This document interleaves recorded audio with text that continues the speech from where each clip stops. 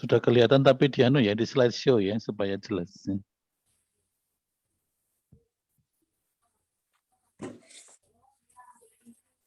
Sampun, Pak. Oke, bagus ya. Udah. Baik, Assalamualaikum warahmatullahi wabarakatuh. Waalaikumsalam. Selamat pagi, Prof. Prabowo, Pak Eko, dan teman-teman sekalian. Saya akan membahas hasil dari chapter 11, yaitu apa itu pikiran. Pemahaman tentang pikiran merupakan salah satu masalah terpenting dan membingungkan yang harus dipertimbangkan oleh filsafat. Adapun dalam bab ini akan membahas tentang yang pertama, yaitu kesulitan dalam mempelajari pikiran, yang kedua teori tentang pikiran, yang ketiga hubungan antara pikiran dan tubuh, dan yang keempat kesimpulan. Karena beberapa alasan yang menyebabkan kebingungan dalam mempelajari pikiran, kita akan membahas yang pertama, studi tentang pemikiran, manusia dan hubungan sosial secara umum telah berkembang dari masa lalu, dan tentu saja lebih sedikit pembiayaan penelitian daripada studi tentang dunia sekitar oleh manusia. Yang kedua, bidang psikologi telah dibagi menjadi aliran pemikiran yang saling bertentangan. Berikut penjelasannya. Pertama, ketika manusia telah belajar, termasuk dalam aspek dunia kehidupannya, benda dan hewan, studi-studi sosial dimulai dari akhir abad ke-19 sampai awal abad ke-20. Studi sebelumnya dimulai dengan bidang yang jauh dan objektif, dan bekerja menuju bidang yang dekat dan lebih intim. Metode ilmiah pertama kali diterapkan pada fisiologi dan biologi, dan baru-baru ini diterapkan pada sosiologi dan psikologi. Kedua, psikologi adalah ilmu khusus yang biasanya kita cari bahan deskriptifnya atas dasar merumuskan interpretasi pikiran. Dalam mempelajari pikiran, pembelajarannya yaitu mengenai perilaku objektif, pendekatan genetik melibatkan pengembangan anak dan ras, pembelajaran mengenai perilaku hewan, perilaku abnormal, mekanisme dan proses psikologi, tes psikologi, dan persepsi ekstrasensori. Persepsi ekstrasensori ini persepsi tanggapan di luar panca indera, atau mungkin contohnya seperti indera keenam. Tidak ada kesepakatan metode yang harus digunakan atau materi pelajaran yang harus dipelajari. Beberapa psikologi menekankan aspek yang berbeda dari pikiran dan perilaku manusia. Sigman dan kawan-kawan mengungkapkan bahwa energi kehidupan atau pikiran membagi ke dalam 3 level, yakni yang pertama kesepakatan, yang kedua ketidaksepakatan, yang ketiga subconscious dan unconscious, dan tekanan dalam beberapa hal seperti konflik dan fiksasi yang mana terjadi dalam atau di antara 3 area tersebut. Tokoh behavior misalnya John B. dan kawan-kawan menyusun di lapangan dari psikologi hewan yang kemudian mengaplikasikan ke dalam pembelajaran dari perilaku manusia. Peneliti tingkah laku mengarahkan perhatian pada struktur dari tubuh dan aksi atau kondisi tingkah laku. Selanjutnya, Gestalt psikologi, Wertheimer dan kawan-kawan mengungkapkan bahwa reaksi perlawanan dari analisis dan metode atomistik dalam psikologi lama, tekanan yang terlibat bukan dari jumlah dari bagian itu belaka. Kelompok atau komunitas adalah hal fundamental dan pribadi adalah organik keseluruhan. Beberapa psikologis tidak berharap untuk dikenal dengan berbagai deskripsi sekolah dari sekolah lain dalam psikologi yang kadang dikenal sebagai hormik, holistik, organismik, atau personalistik umum. Jika kita mendefinisikan pikiran sebagai perilaku adaptif, penjelasannya mungkin dimulai dengan amoeba atau beberapa bentuk kehidupan awal.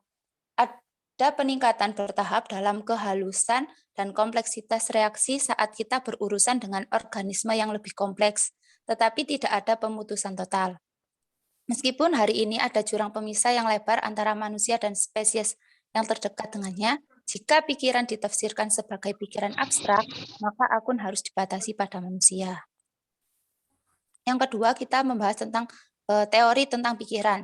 Dalam sejarah pemikiran, banyak teori pikiran telah dikembangkan. Klasifikasi sederhana dibuat dalam 4 kriteria, yakni yang pertama pikiran sebagai substansi, yang kedua pikiran sebagai kesatuan organik atau pribadi, yang ketiga pikiran sebagai asosiasi pengalaman, dan yang terakhir pikiran sebagai bentuk perilaku.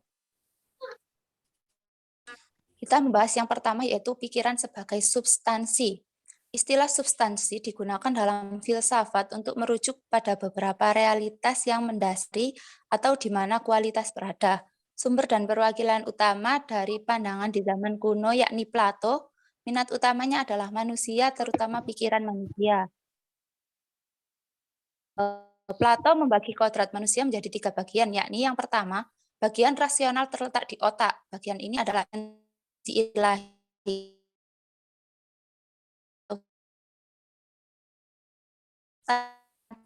pandangannya. Yang kedua, bagian manusia terletak di hati. Bagian ini adalah tempat manusia. Dan yang ketiga, bagian keinginan atau selera terletak di perut. Bagian kehidupan ini tidak memiliki prinsip keteraturan, perlu dikendalikan oleh akal. Menurut Descartes, salah satu tes pengetahuan pada zamannya, dia memutuskan untuk mengesampingkan semuanya dan memulai baru, untuk melihat ke dalam dirinya sendiri, untuk melihat apa yang bisa ditemukan. Keyakinan jelas pertama yang muncul adalah keberadaan diri. Pepatahnya yang terkenal adalah cogito ergo sum, aku berpikir maka itu adalah aku. Atau mungkin apa yang aku pikirkan, aku berpikir maka itu adalah aku. Menurut Descartes, ada 2 substansi yaitu pikiran dan materi. Dia membuat perbedaan yang jelas antara keduanya, yakni pikiran adalah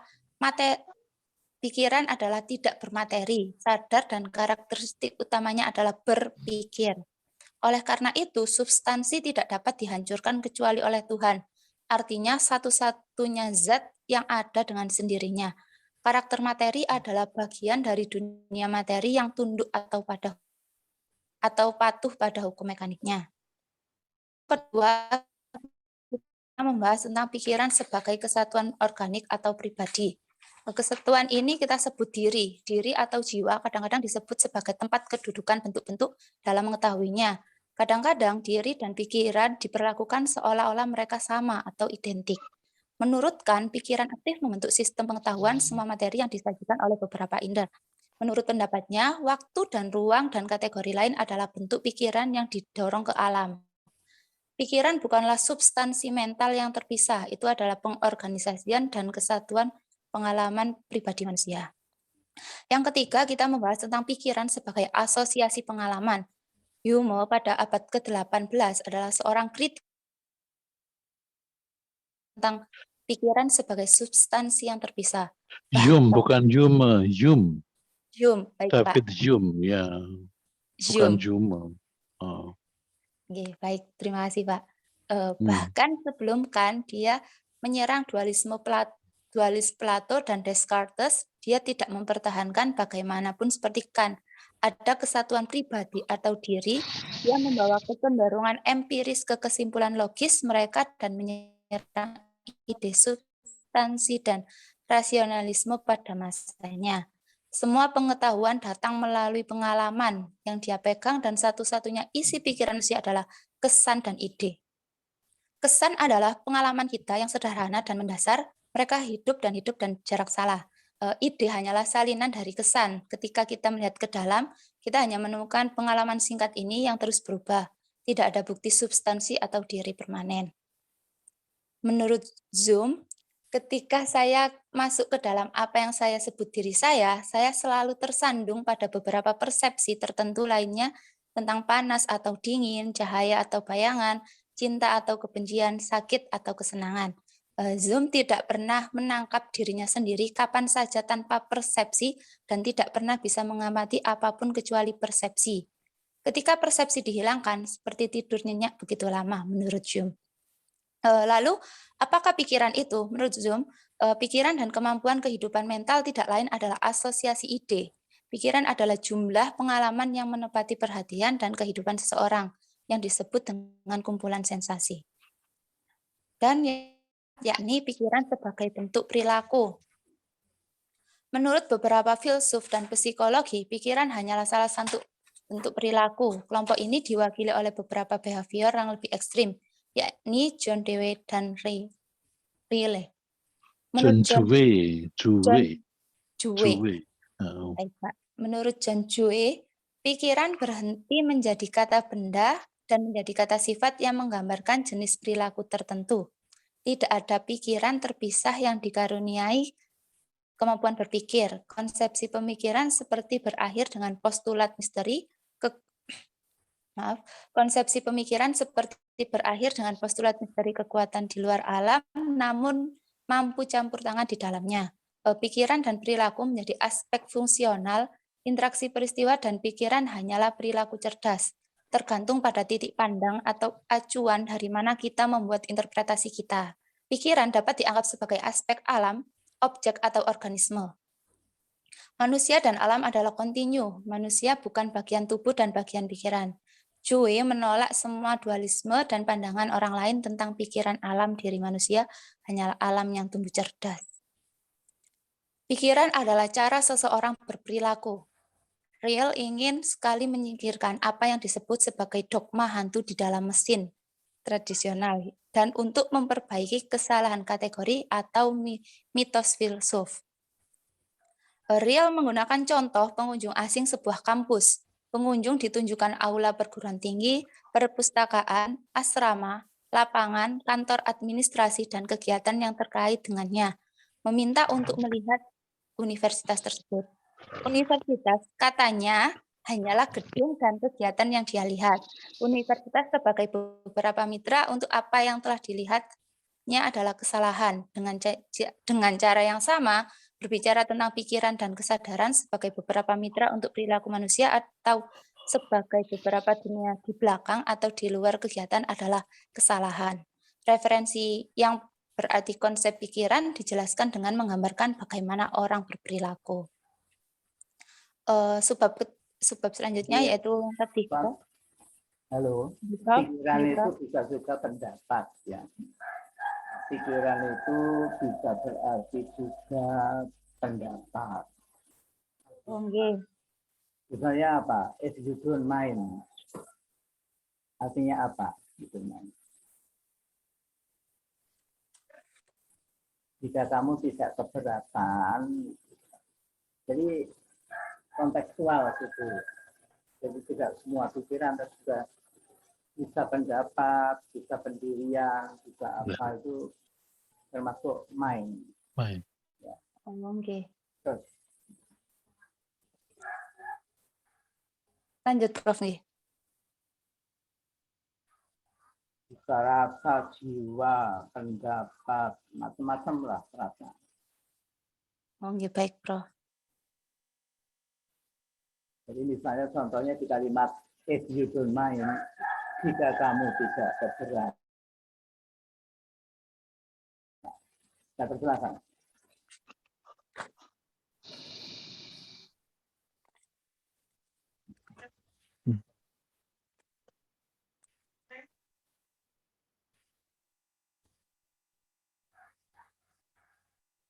Ayo. Oke, baik.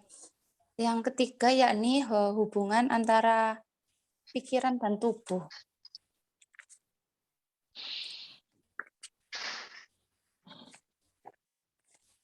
Masalah pikiran dan tubuh adalah salah satu masalah yang terus-menerus diperjuangkan manusia. Descartes pada abad ke-17 berpendapat bahwa masalah ini menjadi masalah yang paling penting, dengan keinginannya untuk menggambarkan dunia dalam istilah kuantitatif dan matematika. Hal ini juga dijelaskan sebagian oleh tren pemikiran dimulai oleh Descartes yang telah membuat perbedaan yang jelas antara pikiran dan materi. Adapun ini membahas tentang interaksionis, paralelis, the double aspect for identity theory, kemudian ada epiphenomenalism and the denial of mind. Yang kelima, physical monist and the denial of matter. Dan yang terakhir, mind according to emergency evolution.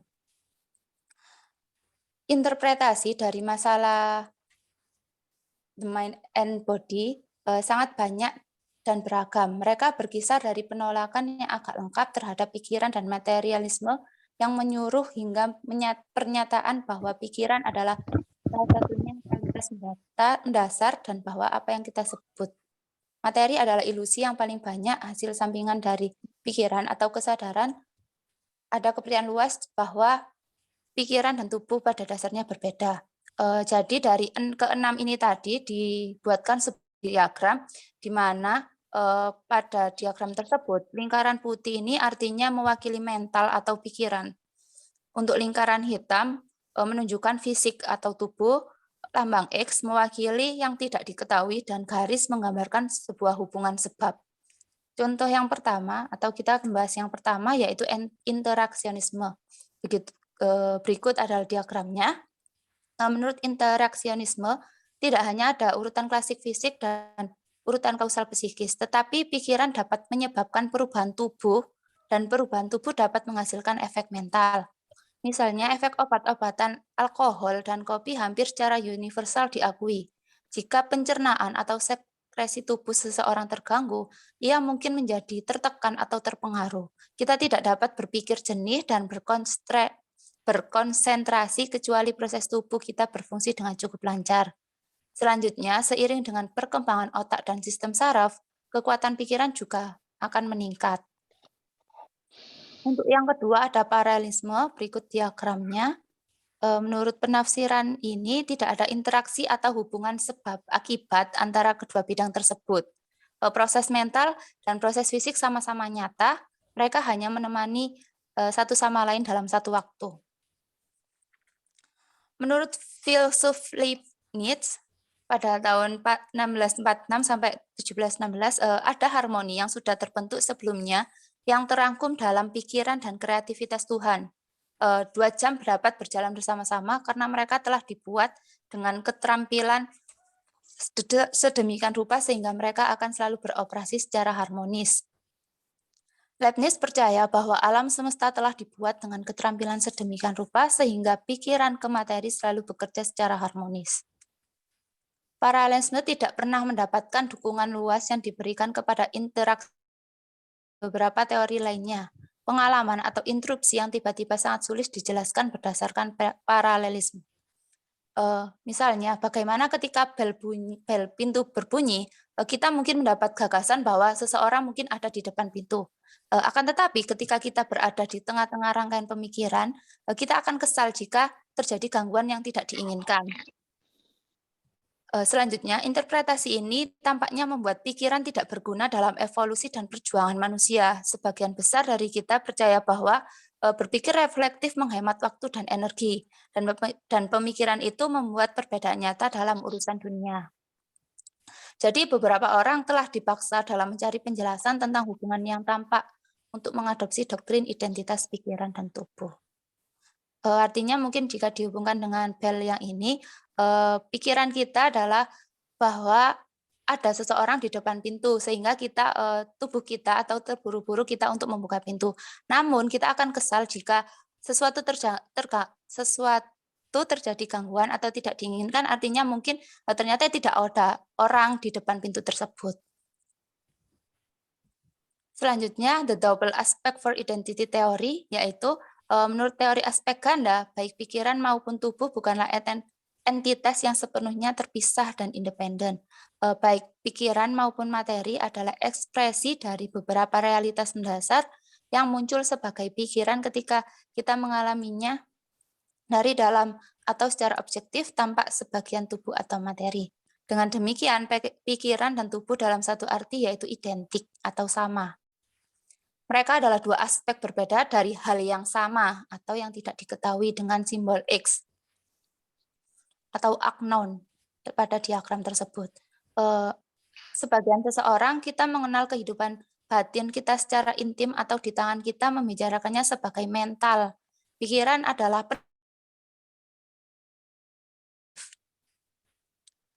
selanjutnya yaitu epifenomenalist and the denial of mind.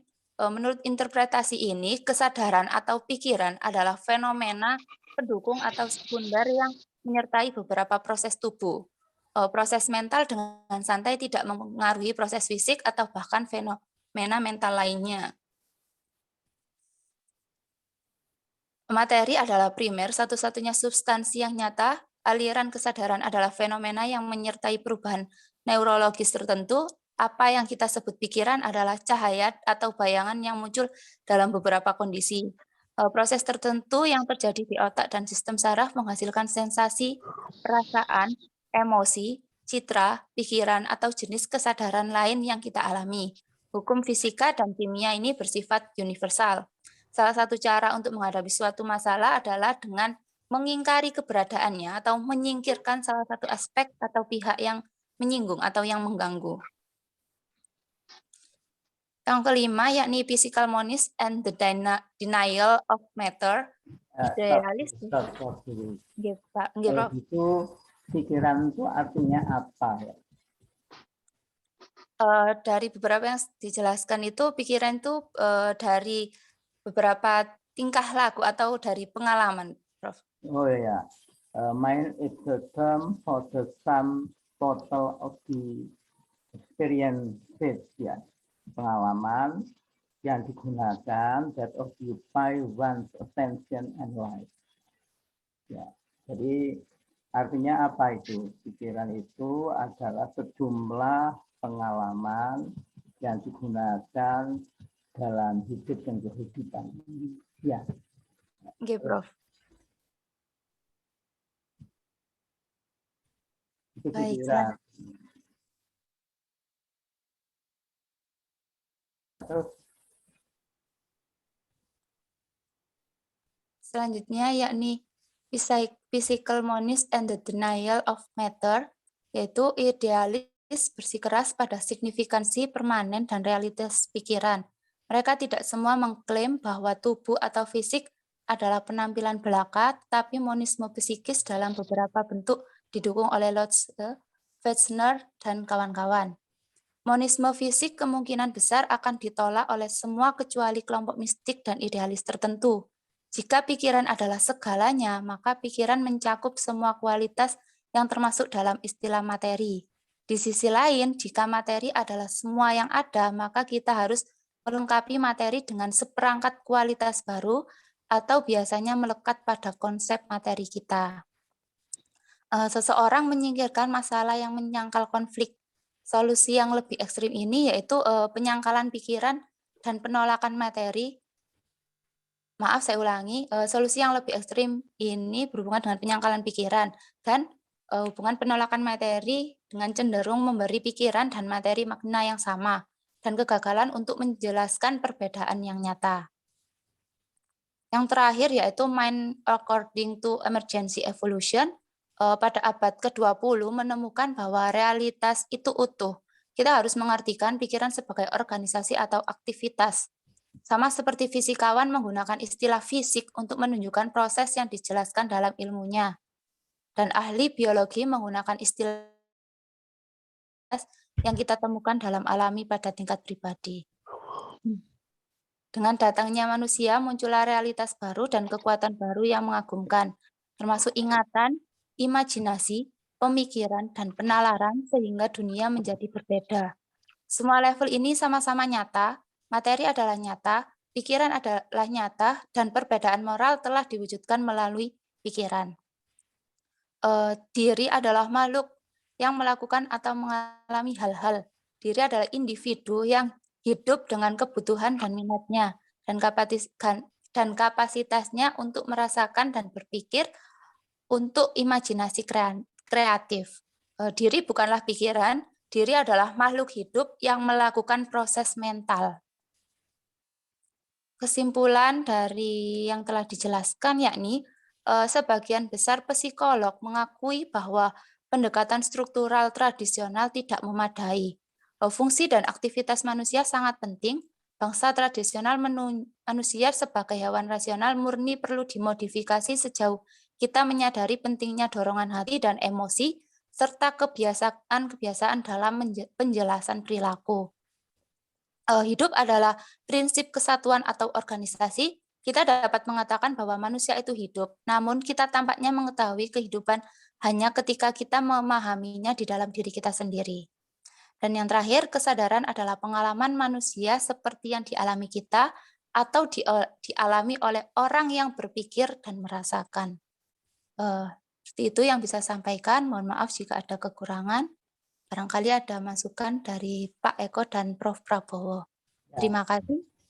dilanjutkan lagi chapter berapa? 12, Prof. 12. Siapa? Bu Risa. Ya, Saya, Prof. silakan.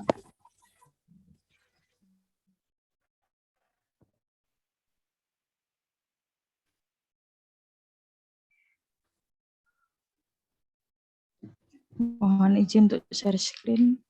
Prof. Iya. So, 3 Usman.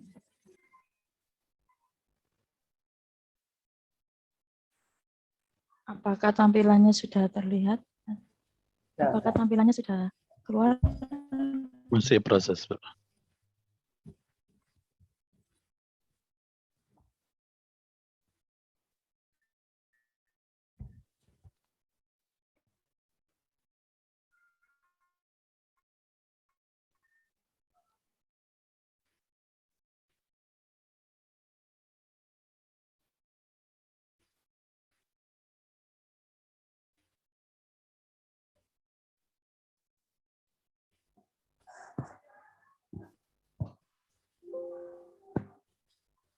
Halo? Halo. Ayo.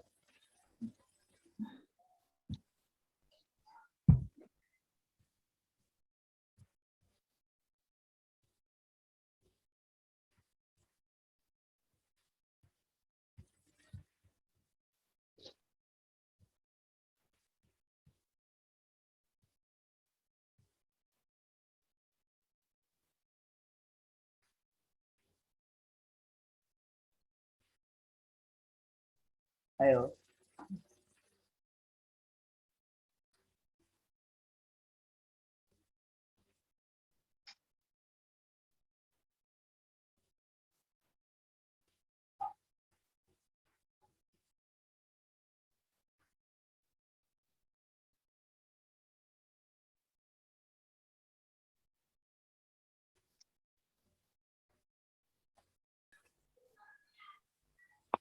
Udah, Bu Risa.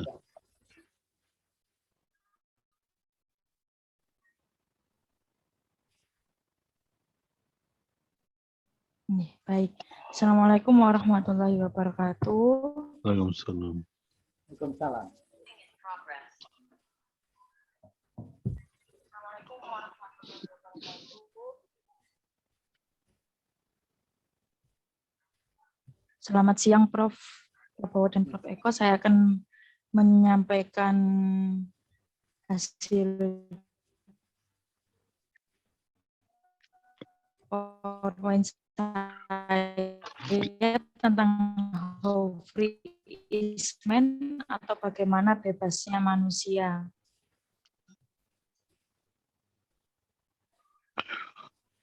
Bebasnya manusia dari beberapa subbab pembahasan.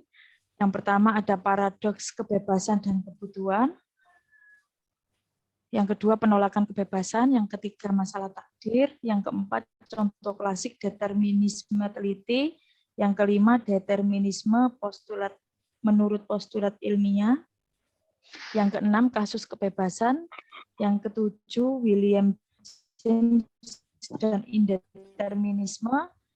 Yang kedelapan poin determinisme ilmiah. 9 bukti-bukti tingkat kebebasan memilih. Yang akan saya sampaikan yaitu terkait bagaimana bebasnya manusia atau free is man. Apakah manusia bebas itu adalah manusia yang memiliki kekuatan untuk memilih dan memulai tindakannya, Ya, suaranya tidak jelas, Bu. Suaranya tidak jelas. atau apakah manusia main atau takdir yang sudah ditentukan. Pertanyaan ini sesuatu matang dengan dinamik.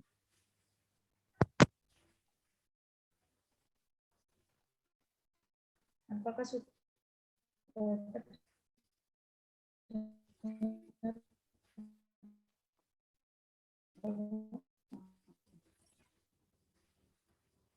Halo, apakah sudah terdengar? Sudah terdengar ya. Nih, saya akan Di sini sinyalnya kurang bagus. Kurang bagus. Ya. Mohon maaf Bu Risa, mungkin videonya bisa dimatikan biar sinyalnya. Iya, betul. baik.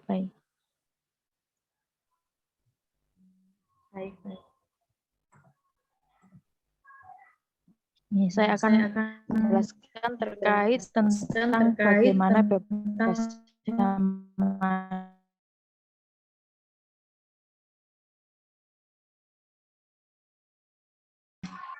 apa bebas itu adalah manusia yang memiliki kekuatan untuk memilih dan memulai tindakannya, atau apakah manusia itu hanya mainan alam atau takdir yang sudah ditentukan dalam setiap tindakannya? Apakah manusia yang bebas itu adalah manusia yang memiliki kekuatan untuk mainan alam atau takdir yang sudah ditentukan dalam setiap tindakannya?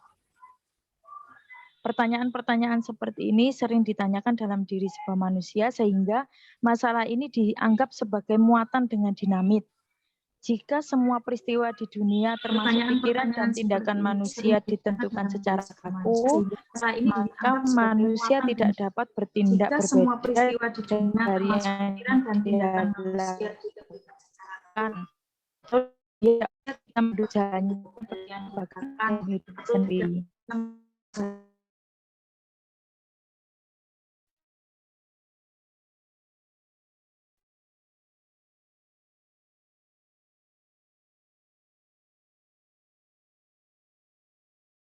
Lain kebijakan dan disiplin manusia, status moral, kebijakan dan program sosial.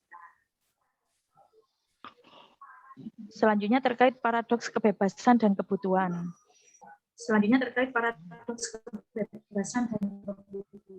Seringkali terjadi kontradiksi yang mencolok antara cara kita berpikir dan kehidupan yang kita jalani.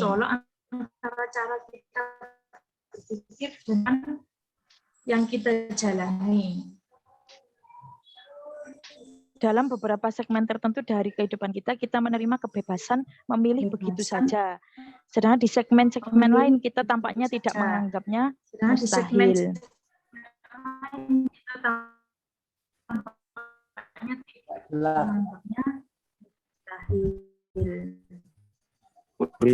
Hanya feedback double. Bisa dimatikan salah satunya, Bu Risa.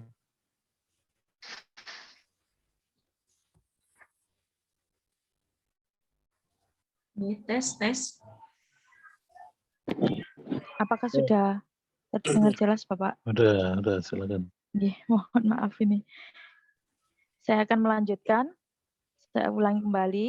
Seringkali terjadi kontradiksi yang mencolok antara cara kita berpikir dan kehidupan yang kita jalani.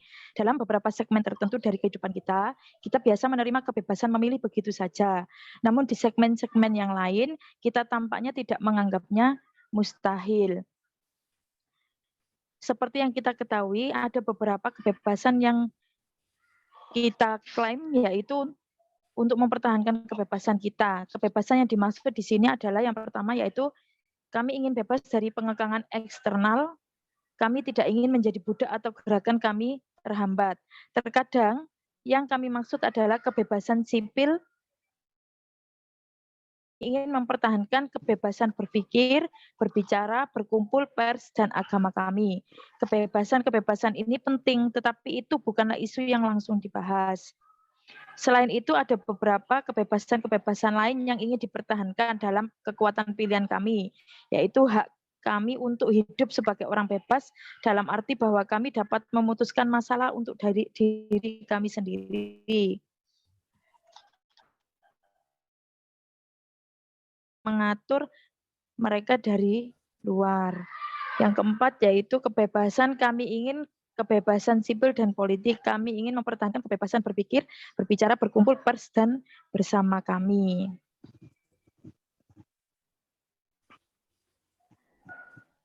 Namun, ketika kita beralih ke ilmu-ilmu khusus, kita memasuki dunia dengan asumsi yang sangat berbeda.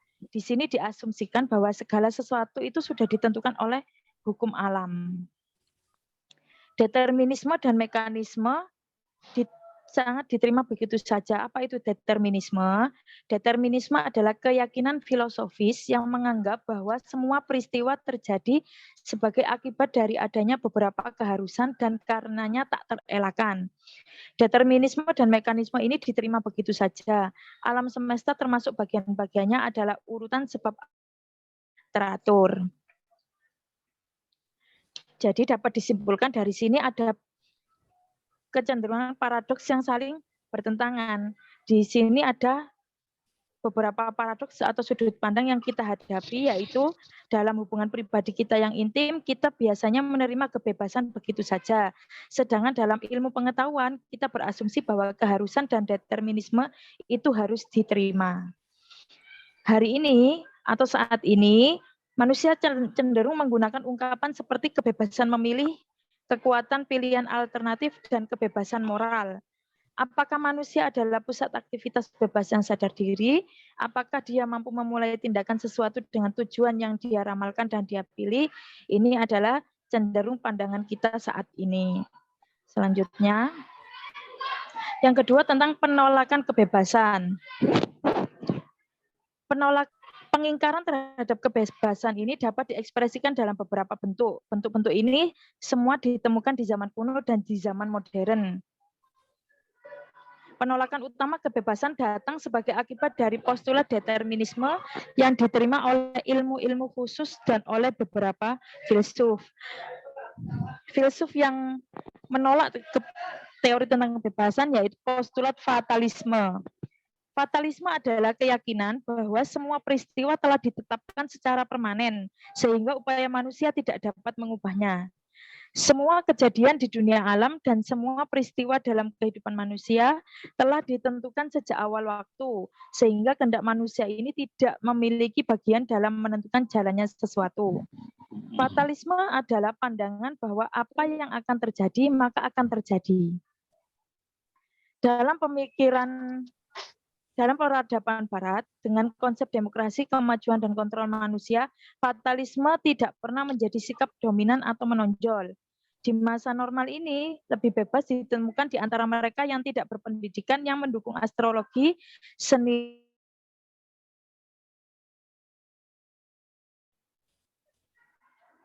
Fatalisme sendiri tampaknya bertentangan dengan sebagian besar pengalaman manusia normal dan menghalangi upaya manusia yang kuat untuk memperbaiki kondisi. Pandangan fatalistik sendiri mungkin agak menghibur dalam kondisi apapun. Ini mungkin menarik bagi orang-orang tertentu yang tidak bertanggung jawab. Jika individu tidak dapat mempengaruhi jalannya peristiwa, dia tidak bertanggung jawab atas apa yang terjadi. Lebih jauh lagi, apabila dia tidak perlu memaksakan diri atau mengambil apa yang datang dan menerimanya. Sebuah fatalisme emosional adalah alibi yang nyaman bagi orang-orang yang cenderung untuk mengalihkan tanggung jawab dan menyalahkan kekuatan luar atas jalannya peristiwa. Jadi pada pandangan fatalistik ini, pada pandangan fatalisme, individu dianggap sebagai individu yang tidak mampu mengubah jalannya peristiwa dan memiliki asal atas dasar dalam ketidakberdayaan manusia di hadapan kejahatan tertentu yang tak terhindarkan dan terutama kematian. Selanjutnya,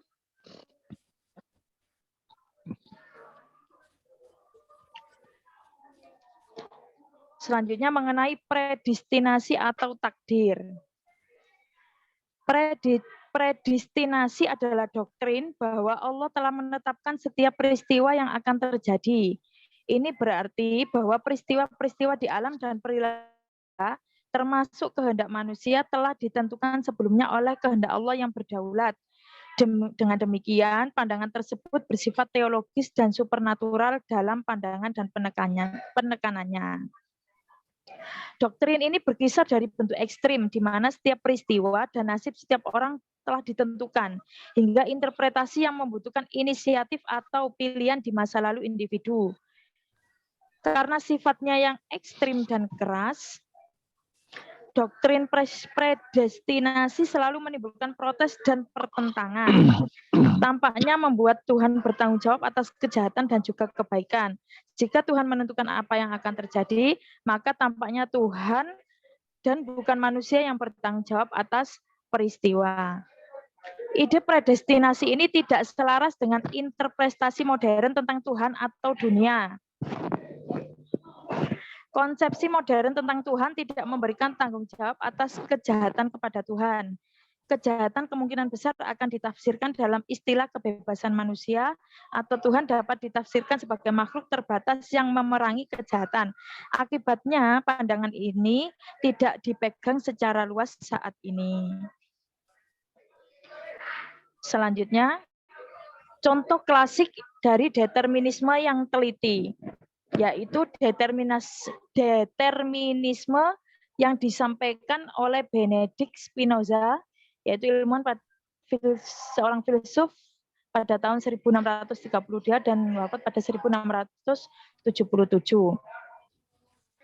Spinoza sendiri beranggapan bahwa Tuhan atau alam adalah satu-satunya. Iya, Bapak.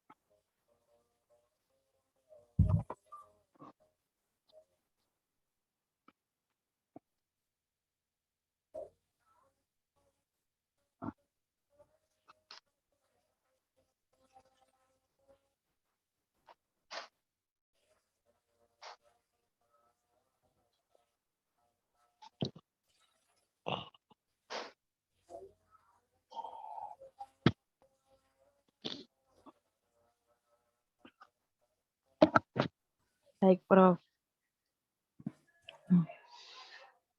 Saya akan menyampaikan terkait contoh klasik determinisme teliti yang disampaikan oleh determinisme Benedict Spinoza. Spinoza beranggapan bahwa Tuhan atau alam adalah satu-satunya substansi yang ada dengan sendirinya. Spinoza ini dikenal dengan determinisme monistik. Zat tunggal Tuhan atau alam semesta tidak bersifat pribadi dan tidak memiliki tujuan, karena kepribadian dan tujuan membatasi konsep. Spinoza sendiri telah disebut sebagai seorang ateis dan monis agnostik, serta seorang panteis dan manusia yang mabuk Tuhan. Poin yang menjadi perhatian kita di sini adalah bahwa posisinya jelas adalah determinisme monistik. Ada satu tatanan kosmik tak terbatas yang mengesampingkan kesempatan dan spontanitas dari alam. Bagaimana mungkin manusia sering menganggap diri mereka sebagai agen bebas yang dapat melakukan ini atau itu sesuai pilihan? Manusia itu berpikir bahwa mereka bebas hanya karena mereka tidak mengetahui penyebab dari tindakan tersebut. Kebebasan dalam pengertian indeterminisme yaitu bahwa ada beberapa peristiwa dalam kehidupan mental dan moral manusia yang tidak dapat dijelaskan dalam pengertian sebab dan akibat langsung. Istilah seperti harus dan seharusnya dan ungkapan pujian dan kesalahan tidak memiliki tempat yang nyata di dunia. Ini anggapan pemikiran dari Spinoza. Selain itu, kehendak menurut Spinoza adalah cara berpikir. Jadi tidak ada pemisahan dalam diri manusia antara pikiran dan kehendak. Spinoza berpendapat bahwa ada atau tidak adanya kesadaran bukanlah faktor penentu. Keputusan dan tindakan ditentukan oleh impuls, apakah kita menyadarinya atau tidak pada saat itu. Spinoza sendiri menolak pandangan yang sering dianut oleh kaum determinis, yaitu Spinoza menolak bahwa manusia mempertimbangkan berbagai alternatif yang mungkin dan kemudian memilih satu karena fitur-fitur menarik tertentu yang dimiliki bagi mereka. Dengan demikian, manusia dapat menentukan pilihan. Jadi dapat diketahui bahwa Spinoza ini memiliki pendapat bahwa tidak ada atau tidak adanya kesadaran bukanlah faktor penentu untuk mengambil keputusan. Ditentukan oleh impuls. Apakah kita menyadarinya atau tidak. Selanjutnya, determinisme yang terkenal salah satunya yaitu determinisme postulat ilmiah.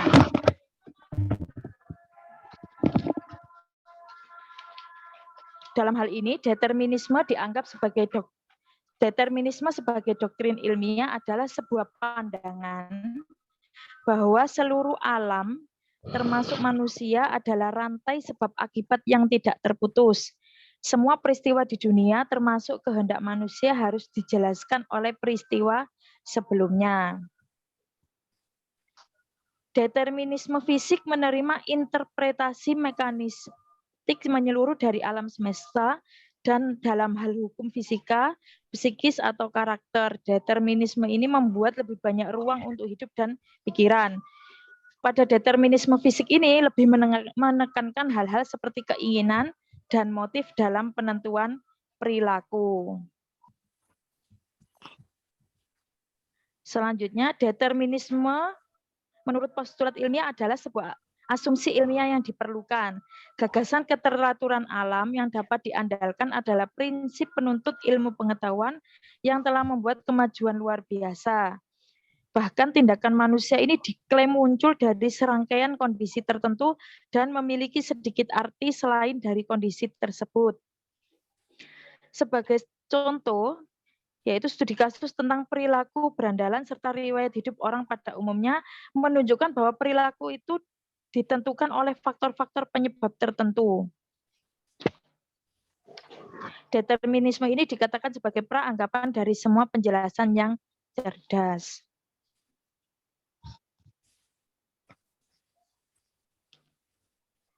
Selanjutnya mengenai kasus untuk kebebasan. Mari kita pertimbangkan selanjutnya kasus kebebasan manusia. Para pendukung kebebasan tidak mengingkari yang telah dikemukakan oleh berbagai ilmu yang mendukung hubungan sebab akibat. Mereka tidak mengklaim bahwa manusia sepenuhnya bebas. Mereka hanya mengklaim bagaimanapun bahwa ia memiliki kekuatan yang cukup besar dari sebuah pilihan alternatif. Seorang pencetus indeterminisme yang terkenal yaitu William James. William James ini adalah seorang eksponen kebebasan kehendak yang luar biasa atau indeterminisme. Determinisme sendiri menurut James berpandangan bahwa masa lalu alam semesta ditetapkan dalam ketetapan masa lalu seperti apa masa depan mereka. Akibatnya masa depan tidak memiliki kemungkinan yang ambigu dan yang tersembunyi di dalamnya. Sebaliknya, indeterminisme menurut William James berpendapat bahwa bagian-bagian alam semesta memiliki cukup banyak permainan lepas. Ini adalah kemungkinan asli yang ada di masa depan. Selanjutnya, kemungkinan ini disampaikan oleh William James, yaitu William James mengatakan bahwa yang pertama, bahwa tindakan kebebasan pertama kita, yaitu jika kita bebas dalam sebuah kesopanan batiniah, harus menegaskan bahwa kita bebas. Sementara kebebasan adalah postulat, begitu juga kausalitas dan keseragaman. Sementara itu James juga tidak takut dengan sebuah istilah kita tidak menerima kesempatan, kebaruan, dan spontanitas dalam hidup kita, dunia ini terus berlanjut dengan dirinya sendiri, seperti halnya dunia determinis yang ketat.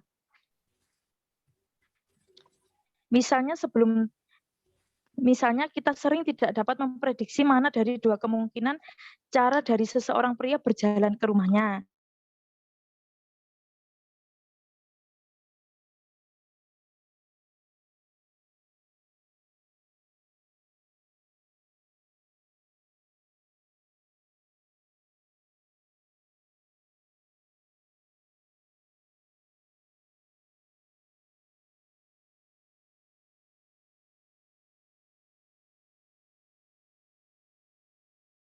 Hanya sebuah tindakan yang terbatas pada tindakan sukarela dan seleksi sadar.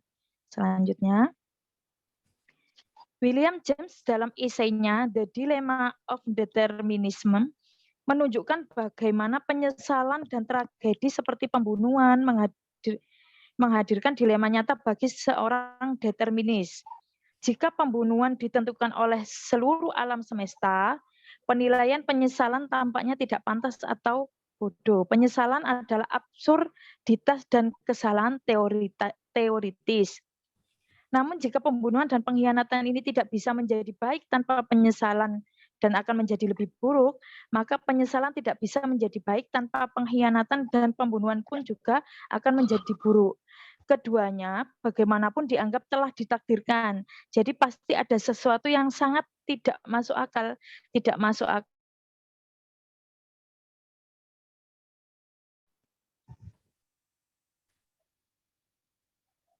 Selanjutnya,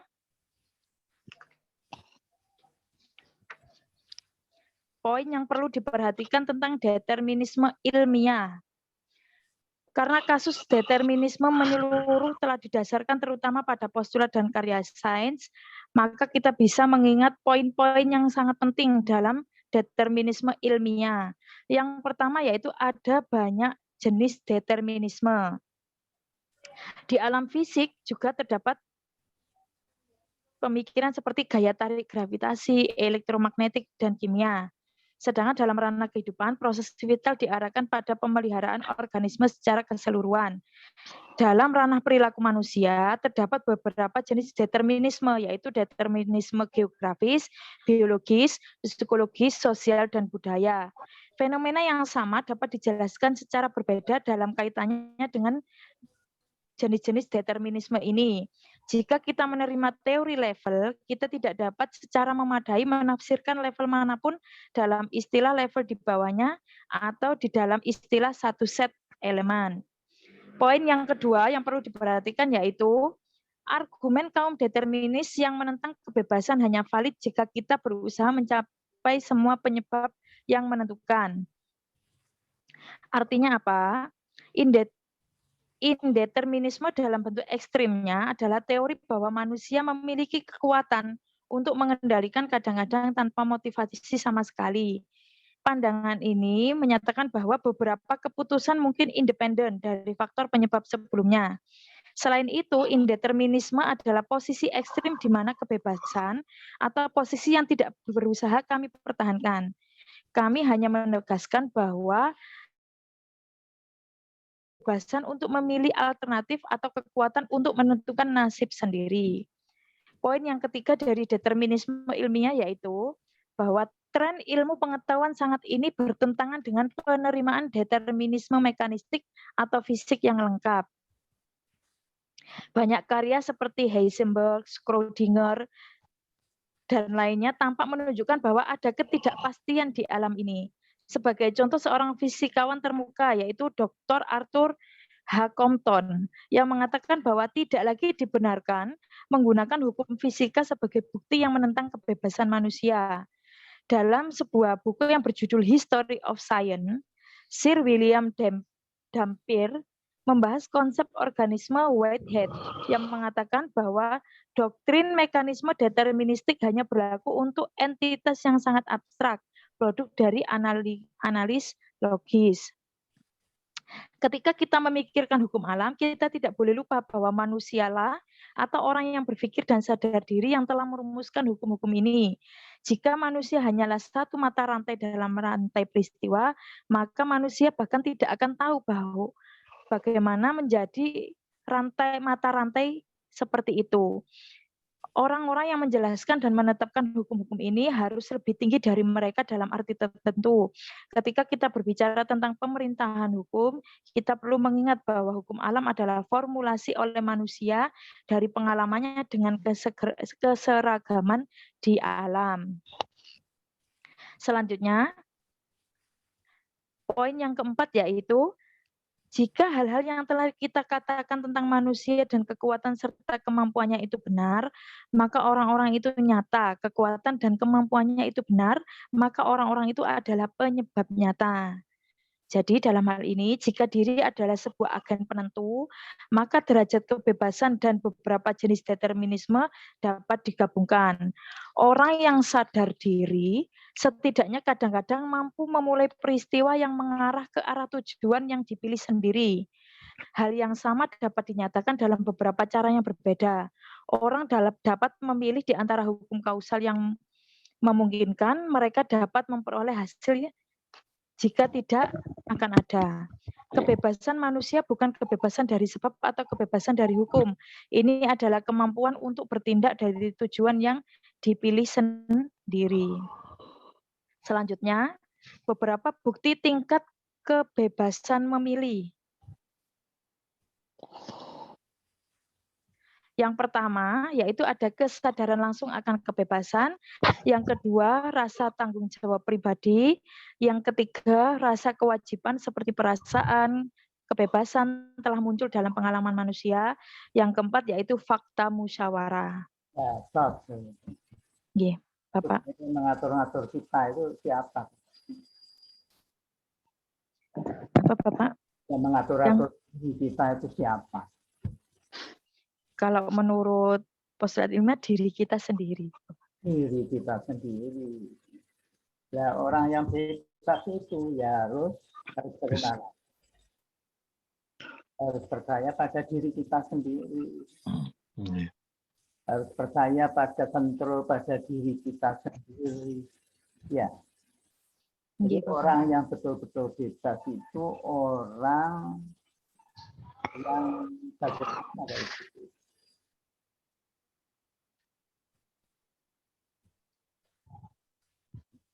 Orang yang betul-betul bebas itu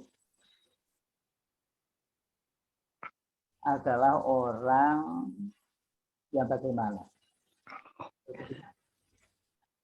Saya percaya pada diri sendiri, percaya pada inner control-nya sendiri. Ya, contohnya Aristoteles mengatakan orang nggak bebas karena takut pada hukum. Ya kan? Kalau begini dihukum, kalau begini dihukum, sehingga orang takut pada hukum, itu nggak bebas. Orang takut di lampu merah, hijau, kuning, perempatan jalan itu ada lampu hijau, merah, kuning, ya. Itu menunjukkan kita harus patuh pada peraturan itu. Kita tidak bisa. Jadi kita tuh sama sekali nggak bisa. Maka orang yang betul-betul bebas adalah orang yang percaya pada diri kita sendiri. Orang yang percaya pada diri kita sendiri berarti percaya kepada Tuhan yang Maha Kuasa. Kan begitu? Iya. Karena diri kita ini kan ciptaan Allah. Ya, Tuhan yang Allah.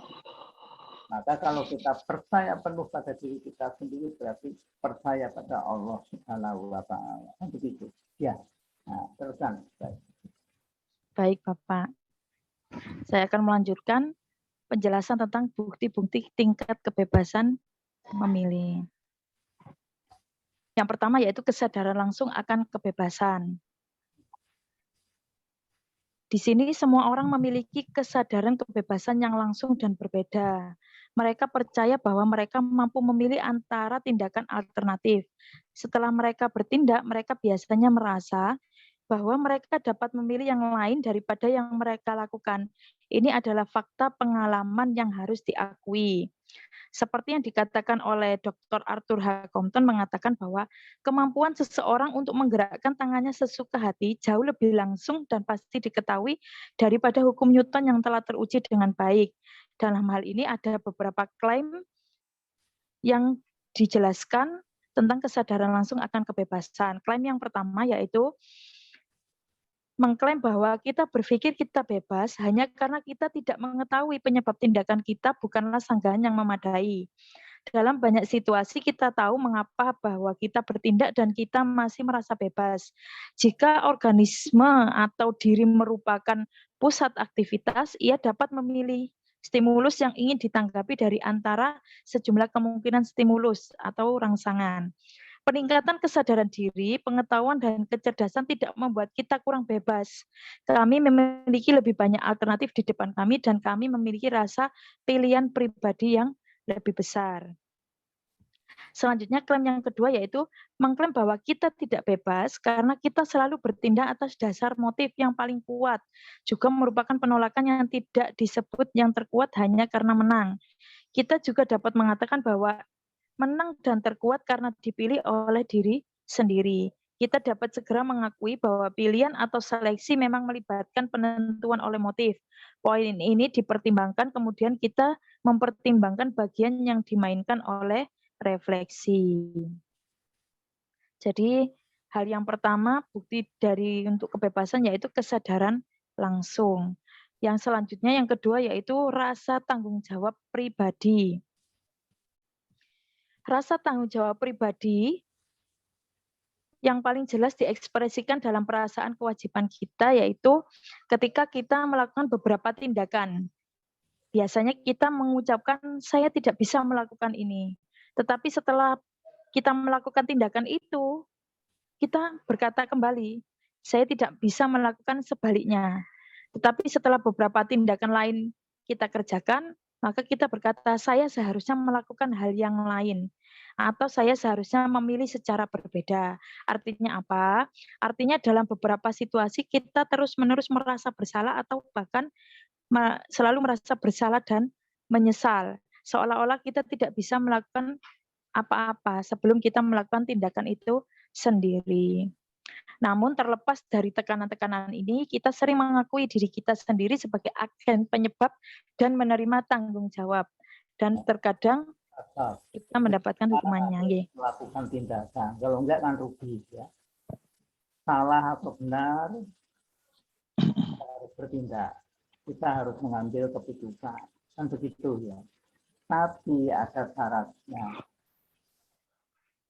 Jadi if you have to decide wisely, ya, kita ingin memutuskan secara bijak, ya, secara bijak, and act consistently, dan bertindak secara konsisten. Maka yang kita perlukan apa? Kita berpikir secara filsafat, ya. Berpikir secara filsafat itu berpikir yang konsisten, berpikir yang bijaksana. Itu reflektif, thinking. Oleh karena itu kita membutuhkan filsafat ya sebagai landasan hidup. Ya. Itu dikatakan each person must make decision on act. If you have to decide wisely itu bijak ya. And act consistently, bertindak konsisten, tidak tindakannya. Kan banyak orang yang tindakannya berubah-ubah, itu namanya orang yang tidak konsisten, ya. Maka kita perlukan untuk berpikir secara filosofis. Maka orang yang berubah-ubah pikirannya itu orang yang tidak mampu berpikir filsafat. Hari ini ngomong A, besok ngomong B, besoknya lagi ngomong C. Ngomong C. Orang yang nggak ngerti filsafat. Nah, punya pinter tapi tidak mampu berpikir secara filosofis. Karena apa? berpikir secara filosofis itu harus berpikir bijak. Bijak dan ajak gitu loh. Ya, tidak berubah-ubah. Wise, ya, wisely and consistently, ya, bijak dan tidak mincela-mincre, itu yang namanya kita harus seperti itu ya.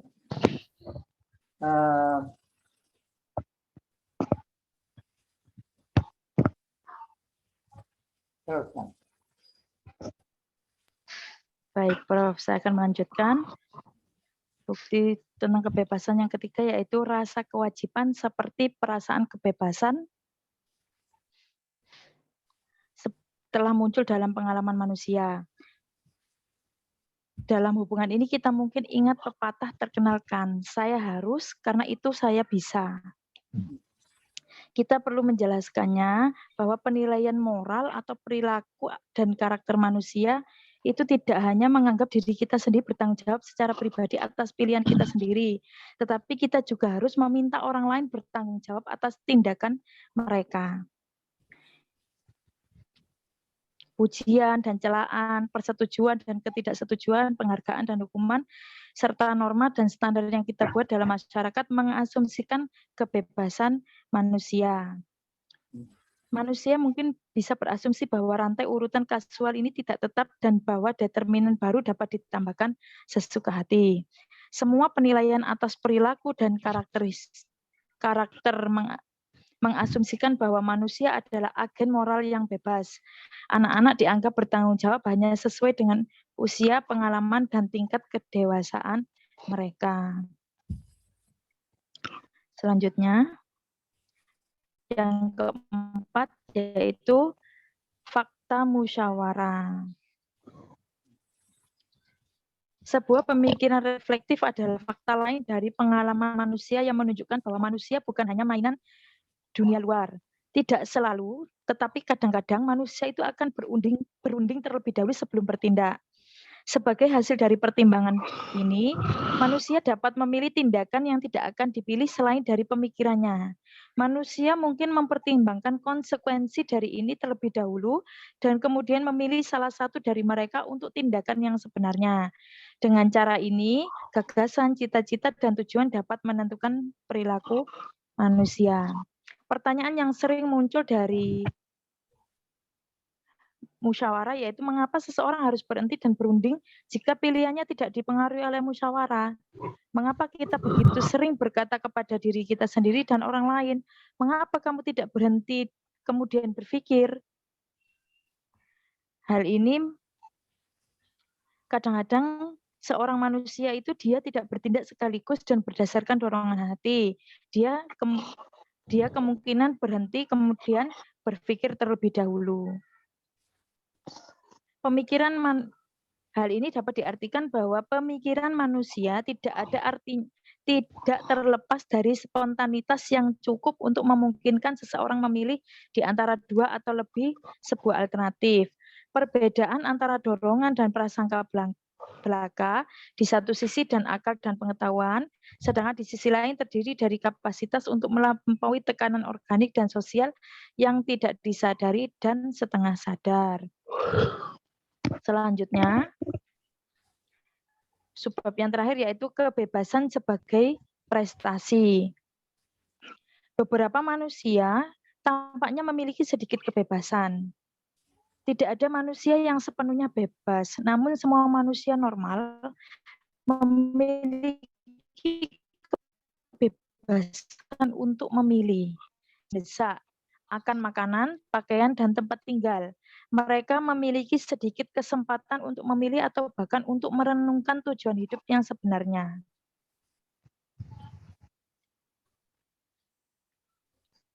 Kebebasan sendiri, menurut hal ini adalah hanya masalah pertumbuhan atau pencapaian.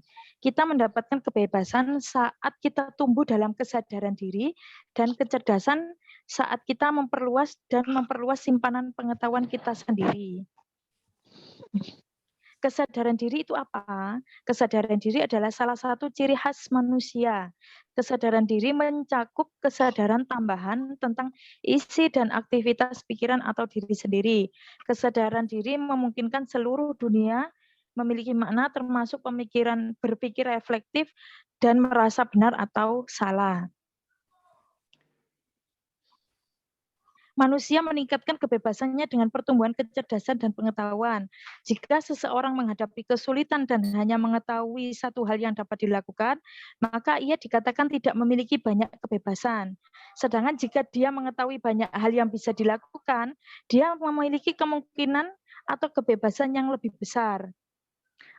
Artinya, dengan beberapa informasi tambahan atau pengetahuan tentang kehidupan dan dunia, manusia dapat meningkatkan kekuatan berpikir reflektifnya, sehingga bisa mendatangkan beberapa pilihan potensial tambahan dalam kehidupannya.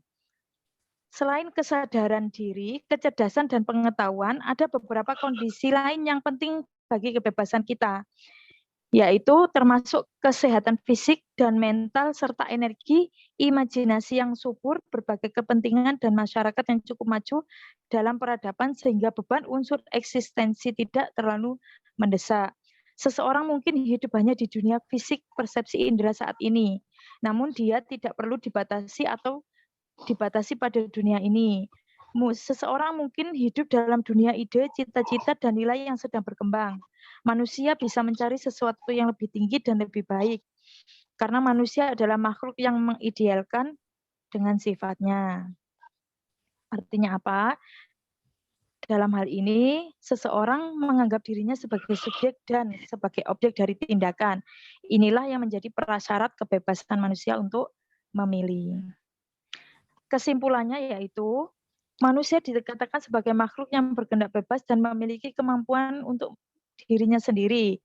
Namun demikian harus diakui bahwa kebebasan manusia bukanlah sesuatu yang absolut, melainkan kebebasan manusia merupakan kebebasan yang bersituasi. Karena manusia adalah makhluk yang hidup di dalam dunia yang mempunyai hukum-hukumnya sendiri. Tidak ada manusia yang sepenuhnya bebas. Namun semua manusia memiliki kebebasan untuk memilih. Sebagian besar aktivitas manusia ditentukan oleh beberapa kebutuhan-kebutuhan yang mendesak, yaitu makanan, pakaian, dan tempat tinggal. Manusia juga memiliki sedikit kesempatan untuk memilih atau bahkan untuk merenungkan tujuan hidup, seperti yang disampaikan oleh siapa yang mengendalikan manusia, yaitu manusianya sendiri sebagai makhluk dari ciptaan Allah Subhanahu wa Ta'ala. Sehingga kita harus bisa berpikir bijak dan punya tanggung jawab terhadap diri kita sendiri maupun terhadap lingkungan sekitar. Terima kasih. Itu saja yang bisa saya sampaikan. Mungkin Prof. Prabowo atau Pak Eko bisa menambahkan, atau mungkin teman-teman juga ada yang mau bertanya. Terima kasih. Saya kembalikan kepada Bapak. Waalaikumsalam.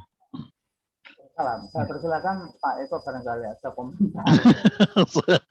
Kalau saya mencermati memang tidak ada yang harus dikomentari, Bapak, cuman apa? Jadi ya hal menarik kalau misalnya ini terkait dengan dikaitkan dengan konsep evolusi. Sebenarnya pikiran kita ini mengalami evolusi tidak, Bu? Mungkin bisa dijelaskan Bu Risa. Kalau di teori Darwin kan evolusi secara fisik yang dialami oleh makhluk hidup. Nah sekarang mungkin tidak ya pikiran kita ini mengalami. Oke, Bapak. Kalau menurut saya, pemikiran manusia itu juga akan mengalami evolusi terkait dari berdasarkan pengalaman-pengalaman yang diterima. Jadi seseorang mungkin awalnya memiliki pemikiran A, namun setelah mengalami pengalaman hidup, kemungkinan akan memiliki pemikiran yang berbeda dengan pemikiran sebelumnya. Jadi pemikiran manusia itu mengalami evolusi berdasarkan pengalaman-pengalaman yang dialami. Mungkin seperti itu. Ya, ya itu yang menyebabkan akhirnya orang bisa bertahan hidup di masyarakat, di lingkungan gitu ya. karena kita bisa beradaptasi. Beradaptasi itu kan tidak hanya secara fisik ya, beradaptasi juga secara pikiran juga. Jadi kita bisa mengubah konsep yang mungkin sementara menurut kita sangat benar, tapi ternyata memang dalam sebuah kondisi harus disesuaikan. Ya, saya rasa baguslah jawaban Bu Rima. Teman-teman lain yang ingin memberi masukan. Iya, silakan. Ada teman-teman lain yang ingin memberi masukan. Memberi masukan loh ya, jangan. Jangan bertanya. Oke. Bu, siapa itu Bu? Nah, Bu Kartika dari ITS itu dari ITS. ada unek-unek apa lah. Bisalah satu orang atau dua orang memberi masukan. Ya, dari saya tidak ada unek-unek kok, Prof. Sudah sesuai. Sudah cukup kalau dari saya. Ya, no comment ya. No comment. Prof. Ada lagi, masih satu lagi, ada, saya persilakan.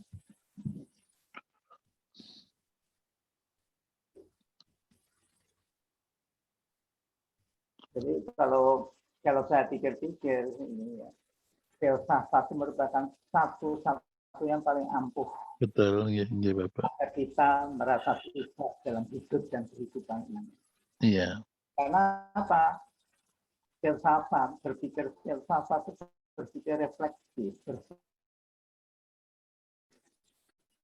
berpikir jauh ke depan, ya, perspective thinking, ya. Wisely, ya, Yeah. consistently, mentally dan sebagainya. Mentally dan juga harus berpikir secara filosofis. Berarti orang yang mentally itu orang yang tidak mengerti. Tidak filosofis. Tidak filosofis. Seperti itu saja. Ya. Kemarin bilang ini, besok begini enggak boleh lah ya. Oleh karena itu sebetulnya semua orang itu harus belajar filsafat sebetulnya. Filsafat itu ilmu yang tertinggi menurutnya. Betul. Hanya ilmu filsafat. Iya. Saya kira itu kesimpulan hari ini kita ya terima kasih atas perhatiannya. Saya juga teman-teman. Assalamualaikum warahmatullahi wabarakatuh. Salam sehat selalu. Ya, terima kasih Bapak, terima kasih. Semoga Bapak selalu sehat. Ya, terima kasih Bapak Ibu. Ya, terima kasih. Terima kasih, Prof. Ya. dan Reka. Ya, pamit dulu ya. Ya, terima kasih. Semoga semuanya sehat. Terima kasih. Terima kasih. Amin. Assalamualaikum. Ya.